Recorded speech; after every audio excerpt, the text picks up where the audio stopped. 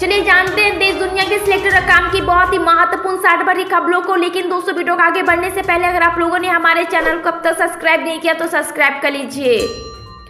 प्रधानमंत्री नरेंद्र मोदी सूरत जिले के तापी ककड़ा पार में 22,500 करोड़ की लागत से बने 700 मेगावाट के 2 न्यूक्लियर प्लांट राष्ट्र को समर्पित करेंगे। ये देश के प्रथम स्वदेशी परमाणु ऊर्जा संयंत्र होगा। लोकसभा चुनाव के लिए राजनीतिक पार्टी अपने जोर आजमाना शुरू कर दिया है, तो वहीं राष्ट्रीय स्वयंसेवक संघ भी चुनावी मोड में है। आरएसएस का यह चुनाव मोड संघ का खुद का संगठनात्मक चुनाव की तरफ है।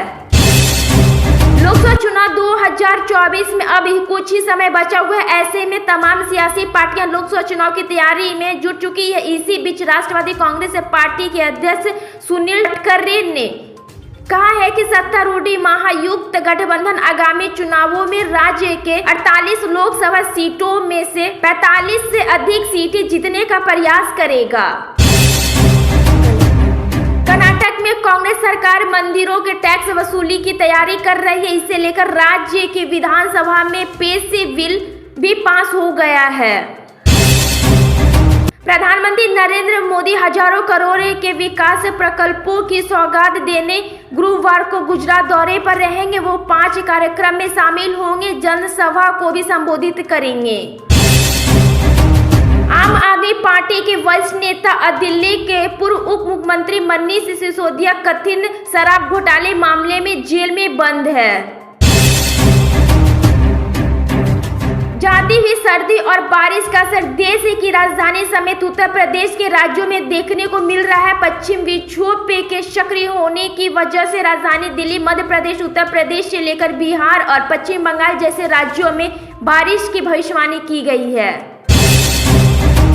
पश्चिम बंगाल के संदेश खाली में महिला के कथित रेप और उत्पीड़न के मामले पर हंगामा बरपा हुआ। इस बीच खबर है कि कल एक और महिला ने गैंग रेप का मामला दर्ज कराया है, यानी कि 2 महिलाओं ने अब तक मामला दर्ज करवाया है। पंजाब हरियाणा के शंभू बॉर्डर पर किसान आंदोलन जारी है और बुधवार का दिन काफी ज्यादा तनावपूर्ण रहा। किसानों ने दावा किया है कि हरियाणा पुलिस और सुरक्षा बलों की गोली से एक आंदोलनकारी किसान की मौत हो गई। उत्तर प्रदेश में समाजवादी पार्टी और कांग्रेस के गठबंधन के बाद अब 2 नेताओं को टिकट मिलना पक्का माना जा रहा है। दोनों नेता पहले बहुजन समाजवादी पार्टी में थे। बता दें कि बुधवार को ही सपा और कांग्रेस के 17 और 63 सीटों पर इलेक्शन लड़ने का फैसला किया है। कांग्रेस नेता राहुल गांधी बॉलीवुड की दिग्गज एक्टर ऐश्वर्या राय बच्चन के खिलाफ लगातार विवादित बयान दे रहे हैं। राहुल गांधी ने भारत जोड़ो न्याय यात्रा के दौरान फिर से पूर्व मिस वर्ल्ड ऐश्वर्या राय को नाचने वाली कहा है। लोकसभा चुनाव की तैयारियों के लिए अब 2 महीने से भी ज्यादा समय नहीं है, लेकिन दिल्ली में कांग्रेस और आम आदमी पार्टी के बीच अभी तक गठबंधन को लेकर के फैसला नहीं हो पाया है। दिल्ली की 7 सीटों को लेकर दोनों के दावे भी अलग अलग है। आंध्र प्रदेश के राजनीतिक इन दिनों भाई बहन के इर्द गिर्द घूम रहे हैं। यहाँ कांग्रेस अध्यक्ष और सीएम जगन मोहन रेड्डी के बहन अपने भाई के खिलाफ ही मोर्चा खोल दिया है। वहीं किसान आंदोलन के बीच आंसू गैस के गोलों से किसान नेता सिंह डेलवाला की तबीयत बिगड़ गई है। सरकार ने बुधवार को 2024-2025 सत्र के लिए गन्ने का एफआरपी 25 रुपए बढ़ाकर के 340 रुपए प्रति क्विंटल करने की मंजूरी दी है। गन्ने का नया सत्र अक्टूबर से शुरू होता है। उचित और लाभकारी मूल्य व न्यूनतम मूल्य है जो कि मिलों को गन्ना उत्पादकों को चुकानी पड़ती है। कांग्रेस अध्यक्ष मल्लिकार्जुन खड़गे ने पूर्व अध्यक्ष राहुल गांधी ने खनौरी बॉर्डर पर किसान की गोली लगने से मृत्यु होने पर गहरा शोक व्यक्त करते हुए कहा कि प्रधानमंत्री नरेंद्र मोदी का अहंकार फिर किसानों का दुश्मन बन गया है। भारत और चीन के पूर्व लद्दाख में 3.5 साल से अधिक पुराने सीमा विवाद को हल करने के लिए नए दौरे की उच्च स्तरीय सैन्य वार्ता की और इसमें दोनों पक्ष जमीन पर शांति और स्थिरता बनाए रखने पर सहमत हुए, लेकिन गतिरोध के समाधान का कोई संकेत नहीं दिखा। न्यूनतम समर्थन मूल्य समेत तमाम मुद्दे को लेकर के हरियाणा पंजाब की सीमा पर किसानों का आंदोलन चल रहा है। इसे लेकर के विपक्ष केंद्र सरकार पर हमलावर है। केंद्रीय सूचना एवं प्रशासन मंत्री अनुराग ठाकुर ने बुधवार को कहा कि प्रदर्शनकारी किसान हमारे भाई व अन्नदाता हैं और किसान सरकार उनसे बातचीत के लिए तैयार है।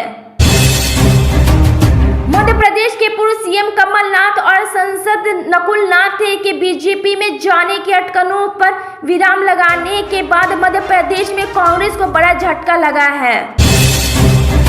लोकसभा चुनाव से पहले ही विपक्ष की ऐसी तस्वीरें सामने आ रही है जो कि इंडिया गठबंधन का नब्बे को कमजोर और खंगोली करती जा रही। उत्तर प्रदेश के मुख्य विपक्षी दल समाजवादी पार्टी को एक झटका लगा है। बिहार के पूर्व उप मुख्यमंत्री और आरजेडी नेता तेजस्वी यादव ने मुख्यमंत्री नीतीश कुमार पर जमकर निशाना साधा। आरजेडी नेता ने सीएम नीतीश कुमार पर विधानसभा भंग करने का आरोप लगाया है। प्रधानमंत्री नरेंद्र मोदी आज गुजरात के दौरे पर जा रहे हैं। इसी दौरान में पीएम मोदी गुजरात के 48,000 करोड़ रुपए की सौगात देंगे। वह सुबह नवसारी में देश के पहले PM mega integrated textile region apparel park की आधारशिला रखेंगे। इंडिया गठबंधन में हाल ही के दिनों में हुए बिखराव के बाद आखिरकार एक राहत की खबर सामने आई। उत्तर प्रदेश में कांग्रेस और समाजवादी पार्टी के बीच सीट शेयरिंग पर सहमति बन चुकी है। कांग्रेस महासचिव प्रियंका गांधी ने दोनों पार्टियों के बीच सुलह कराने और सीट शेयरिंग को अंतिम रूप देने के लिए बुधवार सुबह समाजवादी पार्टी के प्रमुख अखिलेश यादव से बात की। लोकसभा चुनाव 2024 में अब कुछ ही महीने बचा हुआ, ऐसे में राजनीतिक पार्टियों तैयारियों में जुट गई है। भारतीय जनता पार्टी बीजेपी ने तो मेवाड़ से चुनावी शखनांद भी कर दिया है। हिमाचल प्रदेश में जनजातीय और पर्वतीय इलाकों में एक बार फिर से बर्फबारी और बारिश होने के बाद बुधवार को लोगों ने कपकपाती ठंड का अनुभव किया है और न्यूनतम तापमान में भारी गिरावट दर्ज की गई है। देश में पेट्रोल डीजल की कीमतें 647वें दिन भी नहीं बदली। इस अवधि में कच्चा तेल $130 प्रति बैरल से गिरकर $83 तक आ गया है। इसके बावजूद ऑयल मार्केटिंग पेट्रोलियम कंपनी ने ईंधन के दाम कम नहीं किए। लोकसभा चुनाव 2024 से पहले नेताओं का पार्टी बदलना और दलों का एक दूसरे के साथ गठबंधन करने का क्रम जारी है। इसी बीच एक तस्वीर ने यूपी की सियासत में हलचल मचा दी है। देश की राजधानी दिल्ली में मौसम का उतार चढ़ाव जारी है। राष्ट्रीय राजधानी दिल्ली में इन समय आंशिक रूप से बादल छाए रहेंगे और आज के दिन तो अधिकतम तापमान 25 डिग्री रहने का पूर्वानुमान है। आने वाले कुछ वर्ष में सरकार भारत का अपना मोबाइल ब्रांड तैयार करेगी और दूरसंचार और सूचना प्रौद्योगिकी मंत्री अश्विनी वैष्णव ने यह जानकारी दी। उन्होंने कहा कि सरकार देश में मोबाइल विनिर्माण की व्यापक सफलता से सीख लेकर एक भारतीय मोबाइल फोन ब्रांड विकसित करने पर काम कर रही है। कांग्रेस ने उत्तर प्रदेश की भर्ती प्रक्रिया में कथित अनियमितता से जुड़े विषय को लेकर राज्य की भारतीय जनता पार्टी सरकार पर तीखा प्रहार किया। आरोप लगाया है कि राज्य में आरक्षण की प्रक्रिया के साथ खिलवाड़ हो रहा है। राज्यसभा चुनाव में बीजेपी के सामने चुनावी 8वें उम्मीदवार की जीत की है और जीत की गारंटी विपक्षी में शिगमारी से ही संभव है। बीजेपी की जीत के लिए अतिरिक्त 10 वोटों की जरूरत है। इसके लिए पार्टी के नेता जोड़ तोड़ की रणनीति में लगे हैं। केंद्र सरकार ने महिला सुरक्षा के लिए चलाई जा रही महत्वाकांक्षी योजना को 2025 और 2026 तक जारी रखने का फैसला किया। प्रधानमंत्री नरेंद्र मोदी की अध्यक्षता में हुई केंद्रीय मंत्रिमंडल की बैठक में यह निर्णय लिया गया है। केंद्रीय स्वास्थ्य मंत्री मनसुख मंडाविया ने कहा है कि प्रधानमंत्री नरेंद्र मोदी का सपना है स्वस्थ और विकसित भारत बनाने की। इसके तहत देश के प्रत्येक व्यक्ति को गुणवत्ता सत्ता और सुलभ दवाएं, इलाज और स्वास्थ्य सुविधा उपलब्ध कराना है। केरल के वायनाड में मानव पशु संघर्ष के बढ़ते मामले से निपटने में राज्य सरकार का विफल रहने का आरोप लगाते हुए युवा कांग्रेस के कार्यकर्ताओं द्वारा यहां पर निकाला गया विरोध मोर्चा को हिंसक हो गया है। केंद्रीय गृह मंत्री अमित शाह ने आज छत्तीसगढ़ दौरे पर रहेंगे। रायपुर में भाजपा और पदाधिकारियों की बैठक के बाद दोपहर में गृह मंत्री का जांजगीर चांपा जिले के हाई स्कूल मैदान पर आगमन होगा, जहां से वह लोकसभा चुनाव का शंखनाद करेंगे। भारतीय जनता पार्टी भाजपा के अध्यक्ष जेपी नड्डा ने कहा है कि आगामी लोकसभा चुनाव एक तरफ वंशवादी राजनीतिक एवं भ्रष्टाचार तथा दूसरी तरफ विकास के बीच का मुकाबला होगा। सुप्रीम कोर्ट ने फिर से दोहराया है, न्यायिक फैसले को मौलिक अधिकार में बाधक बनाते हुए चुनौती नहीं दी जा सकती है, शीर्ष कोर्ट ने कहा है। पहले एक मामले में सुनवाई के दौरान शीर्ष कोर्ट ने स्पष्ट रूप से कहा है कि उपयुक्त न्यायाधिकार वाले किसी जज के सामने सुनवाई के लिए पेश मामले में न्यायाधीश की ओर से सुनाया गया न्यायिक फैसला मौलिक अधिकारों में बाधक नहीं होता है। वित्त मंत्री निर्मला सीतारमण ने विश्व बैंक से झील, तालाबों और जलाशयों को पूरा स्तर पर लाने पर विशेष ध्यान देने के साथ जल प्रबंधन को लेकर के सहयोगात्मक और समग्र दृष्टिकोण तलाशने को कहा है। झारखंड की चंपाई सरकार पर मंडराता हुआ संकट फिलहाल टल गया है। दिल्ली में डेरा डाले हुए कांग्रेस के विधायक रांची वापस लौट आए हैं। दरअसल महागठबंधन सरकार में शामिल कांग्रेस के 8 विधायक पुराने चेहरों को फिर मंत्री बनाने से नाराज थे और दिल्ली में डेरा डाले हुए थे। अयोध्या रामलला की प्रमाण प्रतिष्ठा के ठीक 1 महीने बाद काशी वासियों को सौगात देने के लिए प्रधानमंत्री नरेंद्र मोदी आज रात वाराणसी पहुंचेंगे और 18 घंटे की काशी प्रवास के दौरान पीएम मोदी 23 फरवरी यानी कि आज के दिन ही कारखियाब में जनसभा को संबोधित करके चुनावी शंखनाद करेंगे। केंद्र सरकार ने अंतरिक्ष क्षेत्र में ज्यादा से ज्यादा विदेशी कंपनियों की भागीदारी सुनिश्चित करने के लिए प्रत्येक विदेशी निवेश के नियमों में छूट देने की घोषणा की। यह फैसला प्रधानमंत्री नरेंद्र मोदी की अध्यक्षता में हुए केंद्र कैबिनेट की बैठक में लिया गया है। शंभू बॉर्डर पर चल रहे किसान आंदोलन में आंसू गैस का गोला लगाने से एक कथित रूप से एक किसान की मौत हो गई है। इस मामले में आंदोलनकारी किसानों ने मुद्दा बना लिया है और आंदोलन को तेज करने का ऐलान किया है।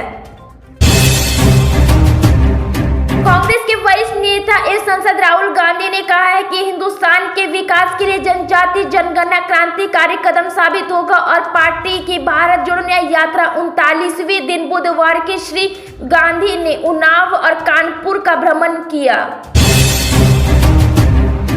चंडीगढ़ मेयर चुनाव को लेकर के सुप्रीम कोर्ट ने फैसले के बाद दिल्ली के सीएम व आम आदमी पार्टी के राष्ट्रीय संयोजक अरविंद केजरीवाल ने बीजेपी पर जमकर निशाना साधा है। विधानसभा के सदन में सीएम ने कहा है कि अब वो समय आ गया है जब लोकतंत्र का प्रभाव का खत्म करने की साजिश की जा रही है। राष्ट्रीय मानवाधिकार आयोजन ने उस खबरों को लेकर के पश्चिम बंगाल सरकार और राज्य के पुलिस के प्रमुख को नोटिस भेजा है, जिसमें संदेश खाली में जारी हिंसा के कारण मानवाधिकारों के लगातार उल्लंघन का आरोप लगाया गया है। देश की राजधानी दिल्ली में पानी के बिलों का मामला सियासी स्तर पर तूल पकड़ रहा है और गुरुवार को 4 बजे इस मामले पर मुख्यमंत्री अरविंद केजरीवाल ने सर्वदलीय बैठक बुलाई है। कांग्रेस ने आरोप लगाया है कि आयकर विभाग ने विभिन्न बैंकों में उनके खाते से अलोकतांत्रिक तरीके से 65 करोड़ रुपए की राशि निकाल लिए हैं, जबकि आयकर रिटर्न से संबंधित मामला अदालत के विचाराधीन है। साल 2024 के लोकसभा चुनाव की तैयारियां के लिए सभी राजनीतिक दलों की तैयारियों तेजी पर है। जहां एक तरफ राहुल गांधी के भारत जोड़ो न्याय यात्रा यूपी में, वहीं पीएम मोदी आज से 2 दिवसीय दौरे पर गुजरात और यूपी पहुंचेंगे।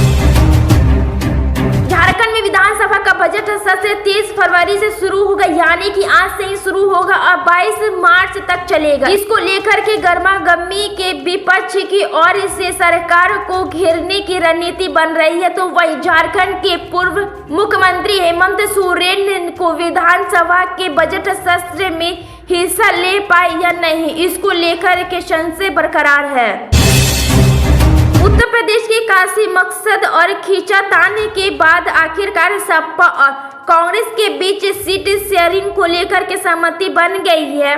बुधवार को ही दोनों दलों की ओर से अधिकारियों प्रेस कॉन्फ्रेंस कर इनका ऐलान कर दिया है।